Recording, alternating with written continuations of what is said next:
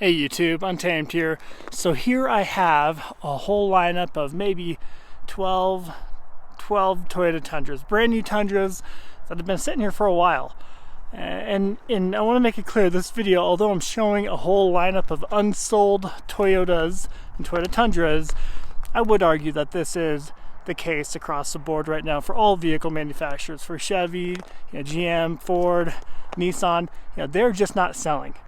And I think largely, that is due to the terrible interest rates right now that we've all have seen and witnessed firsthand. Even with excellent credit scores, you're still looking at a pretty terrible interest rate, probably above 7% on a vehicle.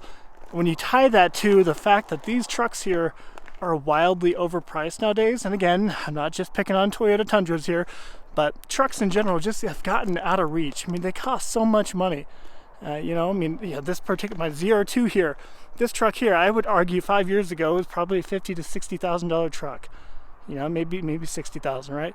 But nowadays we're looking at $84,500, and a lot of that is due to inflation. I won't open that can of worms with you, but it is pretty, it is appalling that prices have gotten so out of hand. In each of these vehicles here, especially if you see a little bit of blue. You see a little bit of blue in the emblem there, that means it is the hybrid sporting the iForce Max. This particular twin turbo V6 with the battery strapped to it. This particular truck here is going to be probably mid to high 70s. I think high 70s on this one. Let me look. I haven't looked at these yet. Excuse me, 80,000. How about that? My God. So yeah, this particular one is the Capstone. I should have noticed that right out the get-go. My bad. So, to be fair, this is the highest priced Tundra right here. The TRD Pro is not far behind it, unfortunately, nowadays. We're looking at mid to high 70s for the Toyota Tundra TRD Pro, which is insane in the membrane that we've gotten to that point. So, I don't know. I find it frustrating that truck prices have gotten completely out of hand. Let's look at a different one, okay? To be fair, and this one here is not a hybrid. Let's see where we're at. And even this, is it a hybrid? No, it is not. But even then, it has 72,500. Gosh, I remember when the first generation Ford Raptor came out, and it was right around that $50,000 price range. And even then, I was like, holy cow, that is so expensive. But here we are. Even very normal, basic trucks cost an arm and a leg. Let's look at this one. All right, this one's looking pretty bare bones. It's got to be way cheaper. Okay, well, thankfully it is a little bit less, but still 60 grand for a bare bones SR5 Toyota Tundra. What is that? That just seems absurd. Yeah, so I think it's not uncommon to walk down dealership parking lots or dealership lots and just see a sea of unsold trucks right now, because people are catching on. People have caught on that it costs too much to buy these things. They are wildly overpriced for what you're getting. I hate to say that, and again, I'm not just picking on Tundras. I know you guys like to get upset at me for that, but the Toyota Tundra is a prime example. Okay, the F-150s and Silverados they're not far off, but these, what are they at the end of the day? They're giant plastic trucks, right? Yeah, that's what they are. And I've owned one. Let me be very clear on that. I had a 23 Tundra TRD Pro. A 2023 Tundra TRD Pro and a Sequoia TRD Pro. It's just a sea of plastic bumpers. Everything is just pretty cheap.